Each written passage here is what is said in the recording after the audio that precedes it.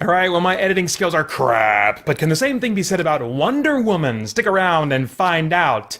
You're the Wonder Woman, in your satin tights, fighting for our rights, and the old red, white, and blue. Alright. This was a good one, guys. At least I enjoyed it. Hi, I'm Peter Franson from christiangeekcentral.com and Spirit Blade Productions. This is my uncut review of Wonder Woman, a movie at least I've been waiting for a long time to see what they were going to do with this character. We got to see a little bit of how they were handling her in Batman vs. Superman, but this one she's carrying it all by herself. The IMDb synopsis reads, before she was Wonder Woman, she was Diana, Princess of the Amazons, trained warrior. When a pilot crashes and tells of conflict in the outside world, she leaves home to fight a war to end all wars, discovering her full powers and true destiny.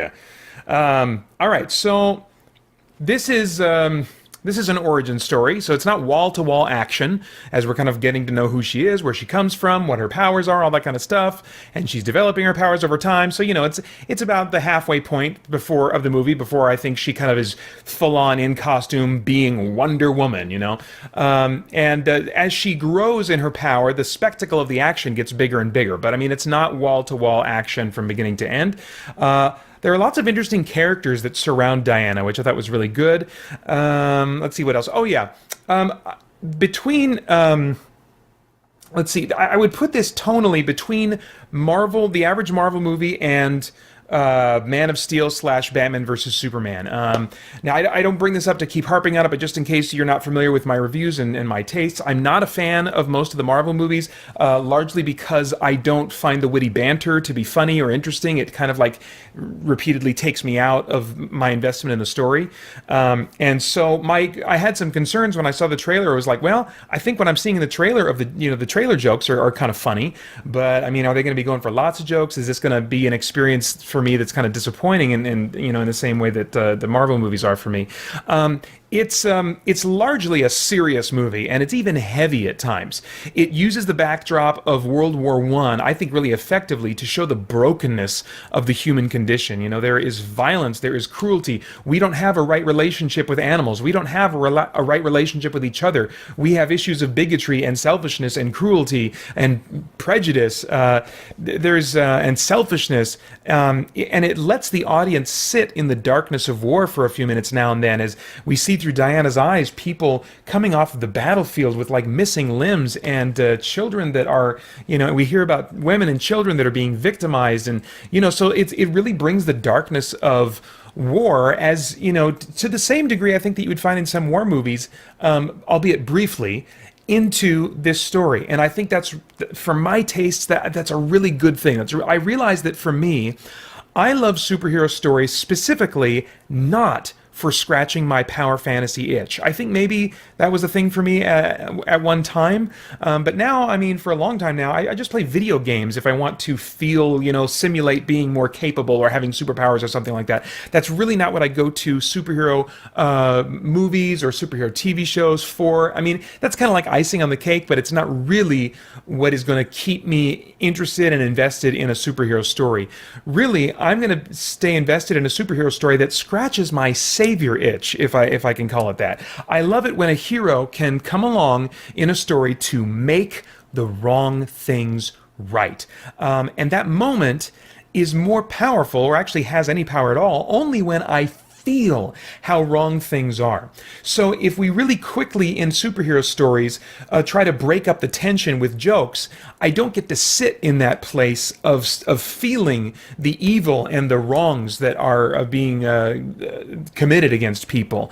And so getting relief from those wrongs doesn't really do anything for me. So I prefer superhero stories that feel heavy and hopeless for a while, because then I feel the victory so much more. And this movie really gave me that. Now, having said that, there are still many more frequent jokes in this movie than in, say, Man of Steel or Batman vs. Superman. I would put it, in terms of its frequency of jokes, somewhere between the X-Men movies and the X-Men universe movies and the average Marvel movie.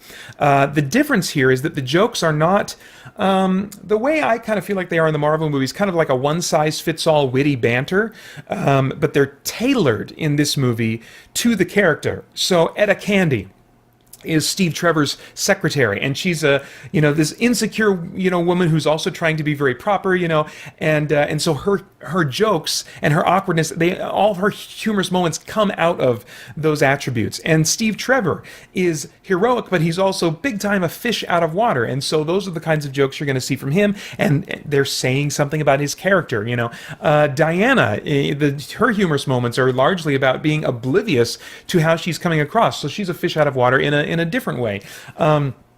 The jokes also depend very much, I think, on the actors' performances.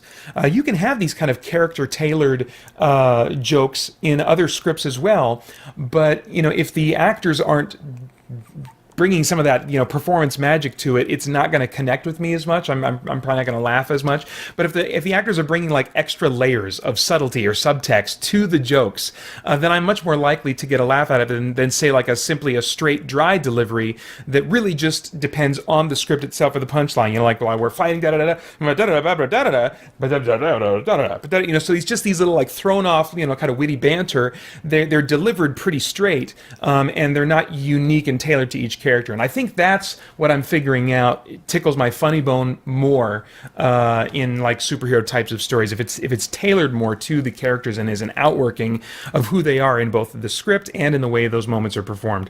And I'm also drawn in much more by actor performance than dialogue in general. So this whole approach really worked well for me. I was surprised that I actually chuckled often during this movie. That was unusual for me. I also kind of have to tip my hat at the movie for handling romance and sex in what I thought was a fairly classy way, especially for Hollywood. That may be because they were, it was being directed by a woman from more of a woman's point of view, maybe for a little bit more of a female audience, and so the emphasis was less on just physical attraction and more on kind of like budding romance and like getting to know a person and the affection and the chemistry that you can develop as you get to know who a person is. There was a scene, where Steve Trevor is taking a bath and Wonder Woman kind of walks in on him, and so there's the gag of him being naked and embarrassed and stuff like that. But it wasn't really phasing Wonder Woman at all.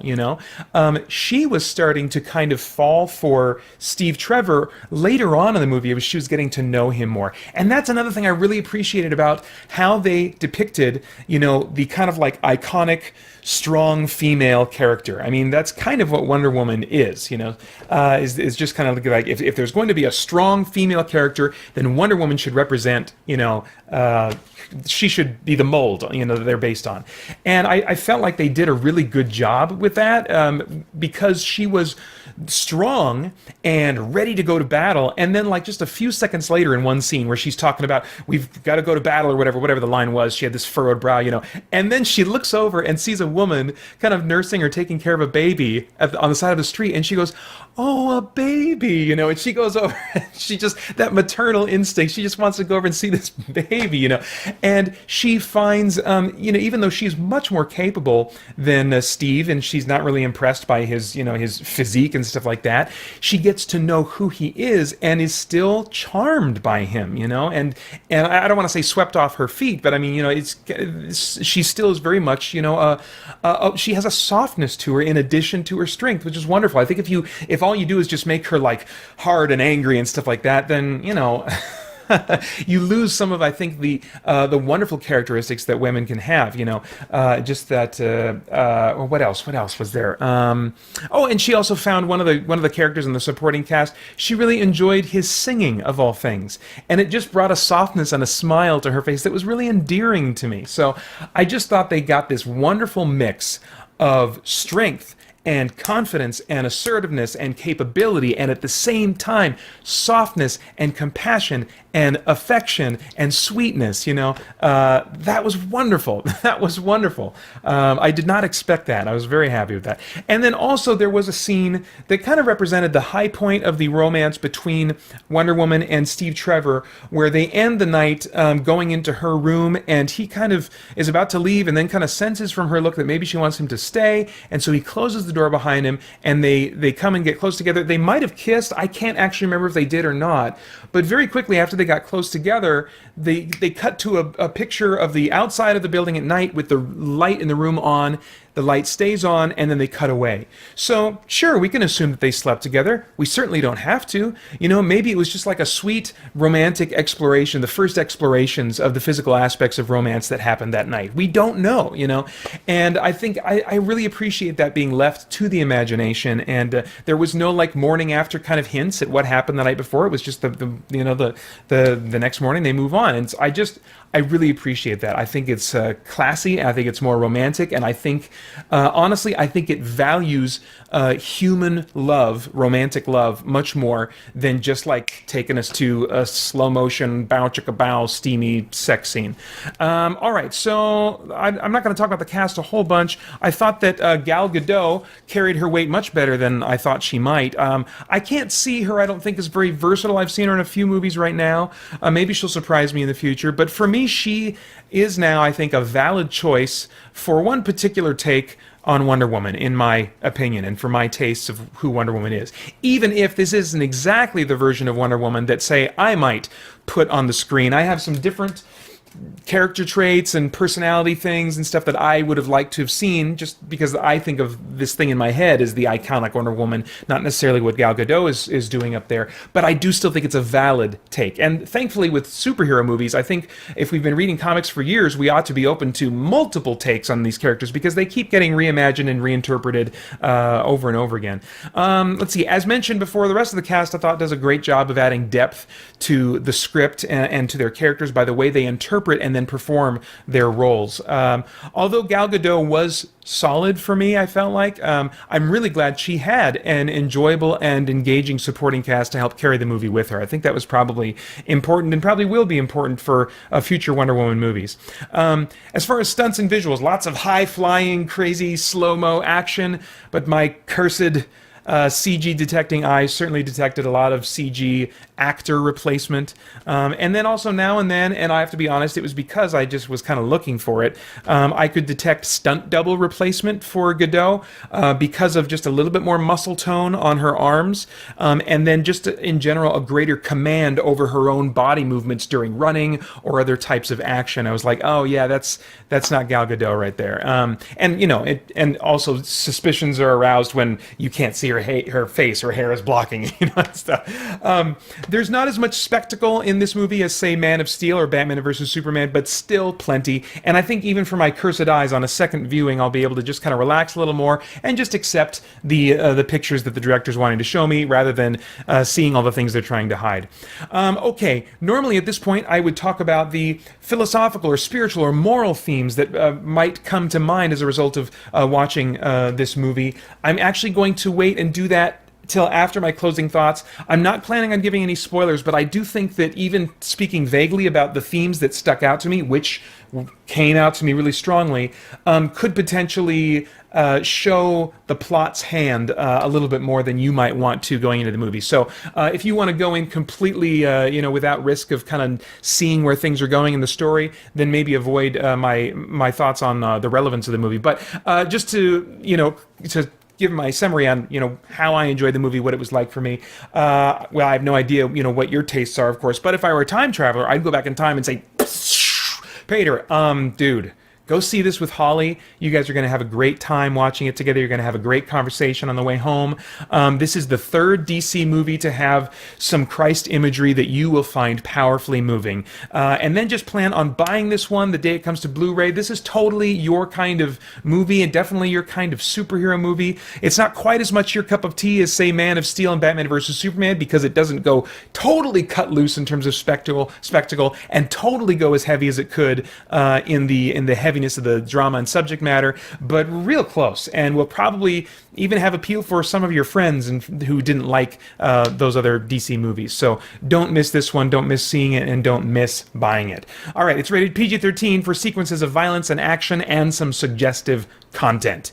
All right, so now my vague but potentially spoilery thoughts on the themes of this movie. A major theme in this movie is that humanity is broken.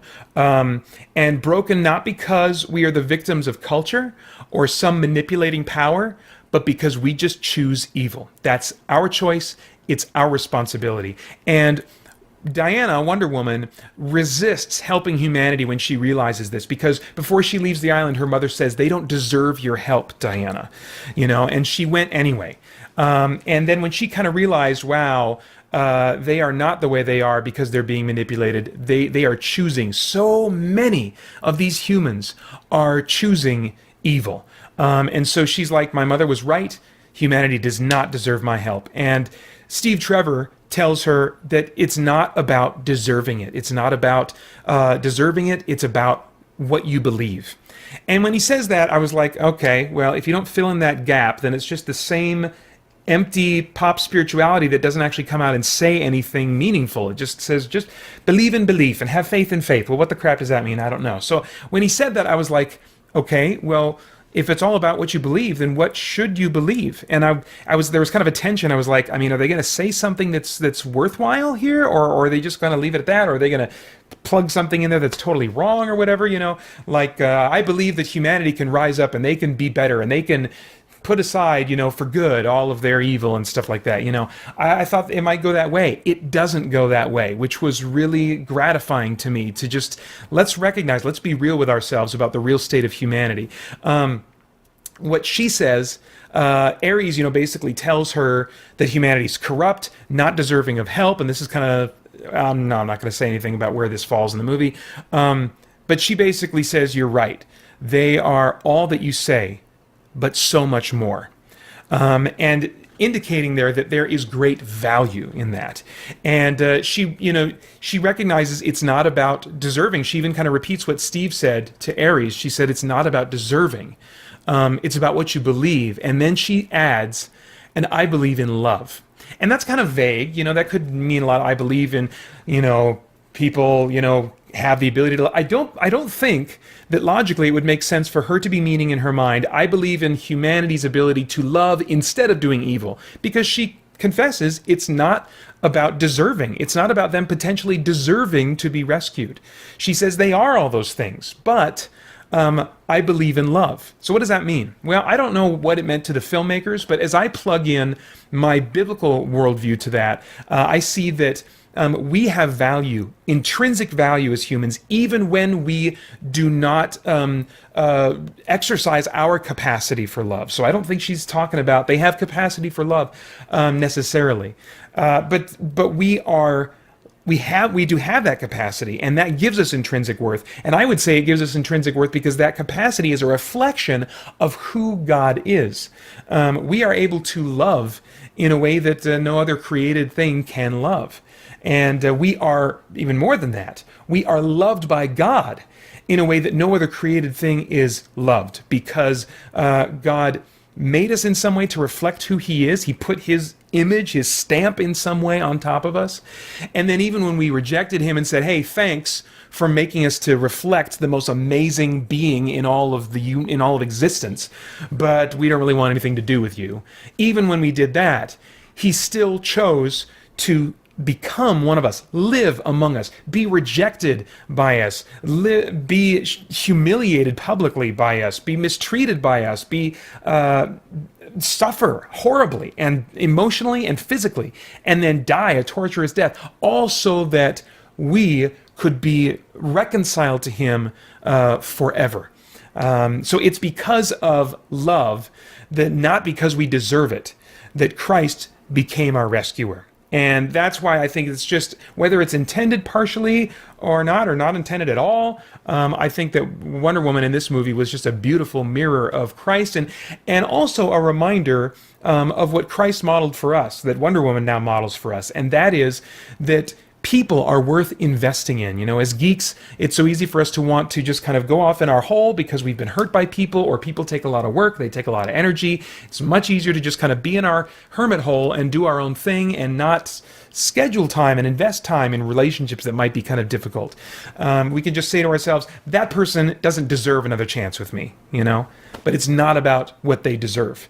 God gave us what we didn't deserve. That's called grace, undeserved favor. That's what grace means.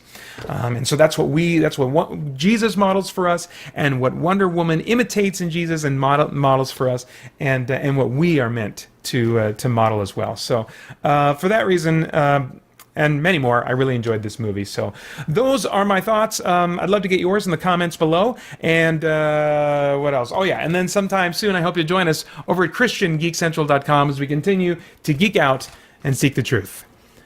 After I seek this button.